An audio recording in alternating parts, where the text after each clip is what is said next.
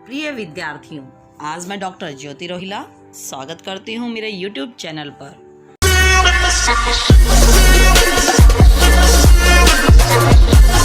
पंचतत्वों की कहानी के प्रश्नोत्तरों को लेकर आज मैं आपके सामने प्रस्तुत हुई हूँ। My Hindi channel Hindi classes by doctor Jyoti ma'am पर आपका बहुत बहुत स्वागत है। गुंजन हिंदी पाठमाला कक्षा 8 पाठ 6 पंचतत्वों की कहानी के प्रश्नोत्तर। मौखिक प्रश्न संख्या 1। समय ने पर्यावरण दिवस का आयोजन क्यों किया? उत्तर, समय ने पर्यावरण दिवस का आयोजन इसलिए किया ताकि वह मनुष्यों को यह संदेश दे सके कि पृथ्वी, जल, अग्नि, वायु और आकाश हमारे लिए इन पंच तत्वों का कितना महत्व है। हमें इनके महत्व को नहीं भूलना चाहिए और इनकी सुरक्षा करनी चाहिए। मौखिक प्रश्न संख्या 2। पृथ्वी अपनी आरंभिक अवस्था में कैसी थी? उत्तर, अपनी आरंभिक अवस्था में पृथ्वी जब सूर्य से अलग हुई तब एक जलते हुए वाष्प पुंज के रूप में थी और सूर्य के समान बहुत तेजवान थी, परंतु धीरे धीरे कमजोर और तेजहीन हो गई। वाष्पपुंज यानी भाप का गोला। प्रश्न संख्या 3। कार्बन डाइऑक्साइड के बारे में पृथ्वी ने कौन सी महत्वपूर्ण बात बताई? उत्तर, कार्बन डाइऑक्साइड के बारे में पृथ्वी ने महत्वपूर्ण बात यह बताई कि यह पृथ्वी की सतह के तापमान को ग्रीन हाउस प्रभाव द्वारा 35 डिग्री सेल्सियस तक बनाए रखती है,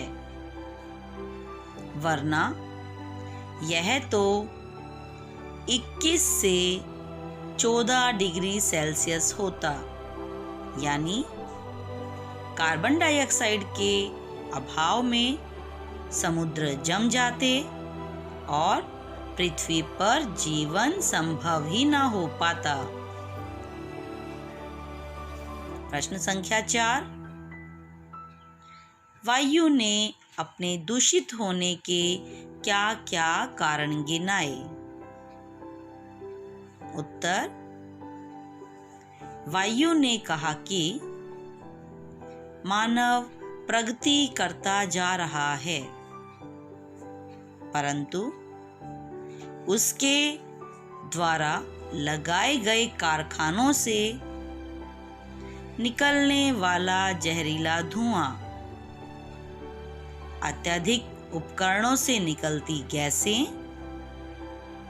और दिन प्रतिदिन जंगलों का काटा जाना वायु को दूषित करता जा रहा है, जिसके कारण लोगों को सांस की बीमारी, बाढ़, भूकंप, चक्रवात, असमय वर्षा आदि प्राकृतिक आपदाएं झेलनी पड़ती हैं।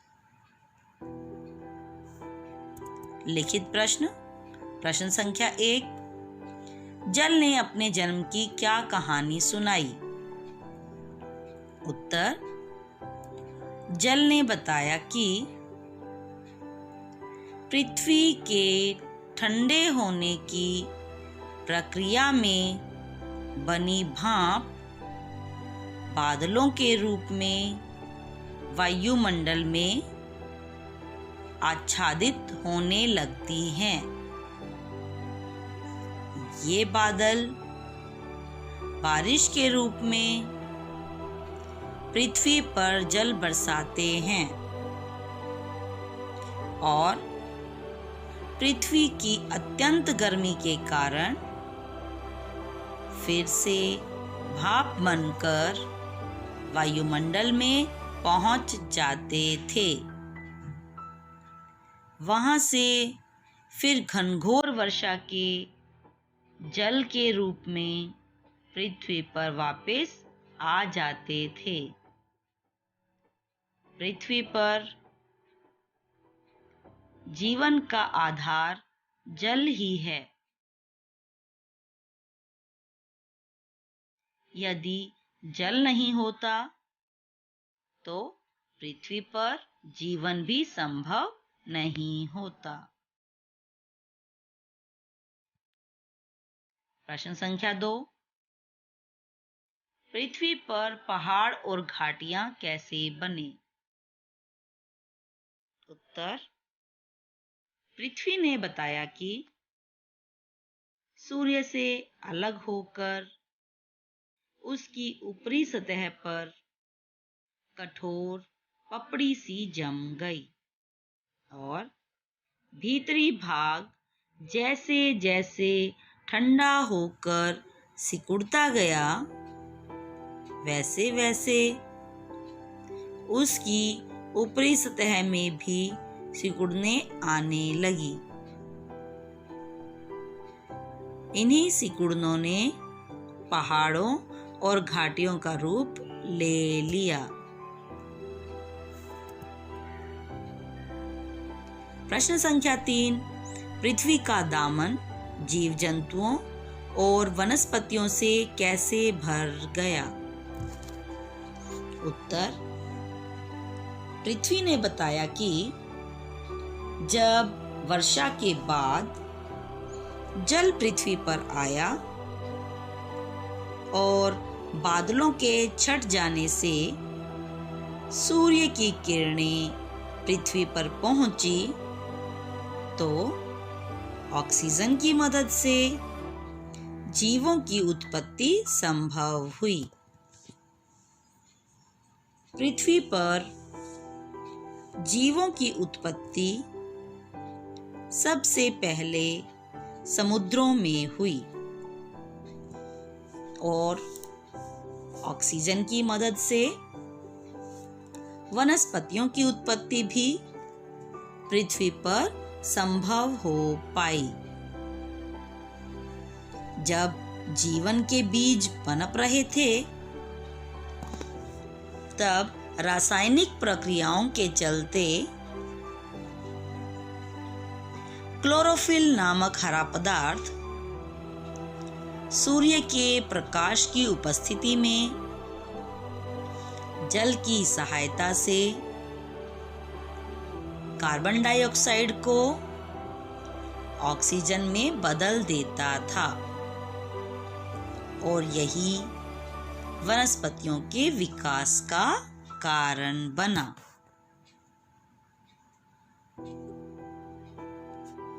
प्रश्न संख्या 4, जीवों की उत्पत्ति में जल के अलावा और किस किस का योगदान था और कैसे? उत्तर, जीवों की उत्पत्ति में जल के अलावा पृथ्वी, आकाश, वायु और अग्नि इन सब का बहुत योगदान था। जल बारिश के रूप में आकाश से आता है, सूर्य की किरणों के रूप में प्रकाश और गर्मी आती है, वायु वनस्पति से आती है, पौधे हमें ऑक्सीजन देते हैं, अग्नि से जलने के बाद जो बचता है वह पृथ्वी तत्व है। पृथ्वी के चारों ओर आकाश का आवरण है। आकाश में बादलों से जल बरसता है। इस प्रकार जीवन की उत्पत्ति का चक्र चलता रहता है।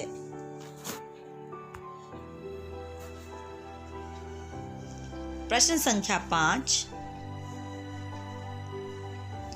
समय ने जीवन की उत्पत्ति का क्या चक्र बताया? उत्तर, समय ने जीवन की उत्पत्ति का यह चक्र बताया कि मनुष्य और प्रकृति के बनने में जल, पृथ्वी, वायु, अग्नि और आकाश की महत्वपूर्ण भूमिका है। सब एक दूसरे पर निर्भर हैं। पृथ्वी के अधिकतर हिस्से पर जल है और मनुष्य के शरीर में भी ज्यादातर जल ही है। जल बारिश के रूप में आकाश से आता है। सूर्य की किरणों के रूप में गर्मी आती है। वायु वनस्पति से आती है। पौधे हमें ऑक्सीजन देते हैं। वायु अग्नि तत्व को बनाती है। अग्नि तत्व से जलने के बाद जो बचता है वह पृथ्वी तत्व है। पृथ्वी के चारों ओर आकाश का आवरण है। आकाश में बादलों से जल बरसता है। इस प्रकार जीवन की उत्पत्ति का चक्र चलता रहता है।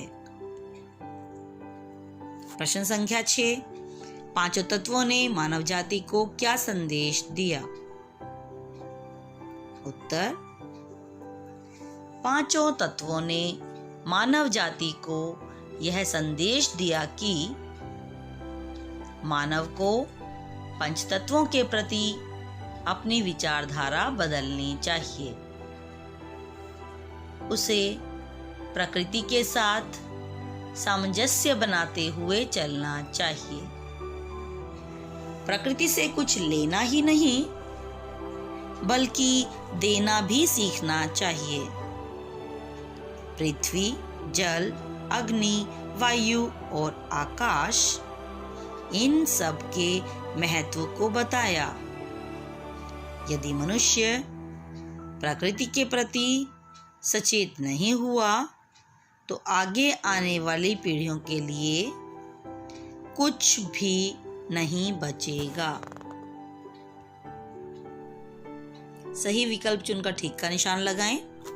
प्रश्न संख्या 1, हमें प्राकृतिक असंतुलन का सामना किस रूप में करना पड़ रहा है? उत्तर, भूकंप, बाढ़, चक्रवात आदि के रूप में। प्रश्न संख्या 2, जीवों की उत्पत्ति सबसे पहले कहाँ हुई? उत्तर, समुद्र में। प्रश्न संख्या 3, दूषित वायु मुख्यतः किस प्रकार की बीमारियों का कारण बन गई है? उत्तर, सांस की। मूल्यपरक प्रश्न। प्रश्न संख्या 1, प्रकृति से हमने जो लिया है क्या उसे लौटाना संभव है? कैसे? लिखिए। उत्तर, प्रकृति से जो हमने लिया है उसे लौटाना तो संभव नहीं है, परंतु हमें उनके साथ सामंजस्य बनाते हुए प्रकृति के अनुकूल होकर चलना चाहिए। प्रकृति से लेना ही नहीं, देना भी सीखना चाहिए। पृथ्वी, आकाश, जल, अग्नि और वायु, इन सब के महत्व को समझते हुए इनका संरक्षण करना चाहिए। इन्हें दूषित व गंदा करने की बजाय इनकी सुरक्षा की ओर ध्यान देना चाहिए, क्योंकि यदि हमने प्रकृति के प्रति अपने कर्तव्यों को नहीं समझा तो आगे आने वाली पीढ़ियों के लिए कुछ भी नहीं बचेगा। इसलिए हमें पेड़ पौधों की सुरक्षा करनी चाहिए। प्रकृति ने हमें बहुत कुछ दिया है, जैसे कार्बन डाइऑक्साइड को ऑक्सीजन में बदलकर शुद्ध वायु प्रदान करना, जो कि प्रकृति को वापस लौटाना संभव नहीं है। फिर भी हम पृथ्वी, आकाश, जल, अग्नि और वायु की सुरक्षा करके इन्हें साफ, स्वच्छ और शुद्ध रखकर अपना कर्तव्य पूरा कर सकते हैं। धन्यवाद मित्रों। आशा करती हूँ कि यह वीडियो आपके लिए लाभदायक सिद्ध होगी। मेरे आगे आने वाली सभी वीडियोस आपको मिलती रहें, इसके लिए मेरे चैनल को सब्सक्राइब करना और कमेंट करना ना भूलिएगा। धन्यवाद।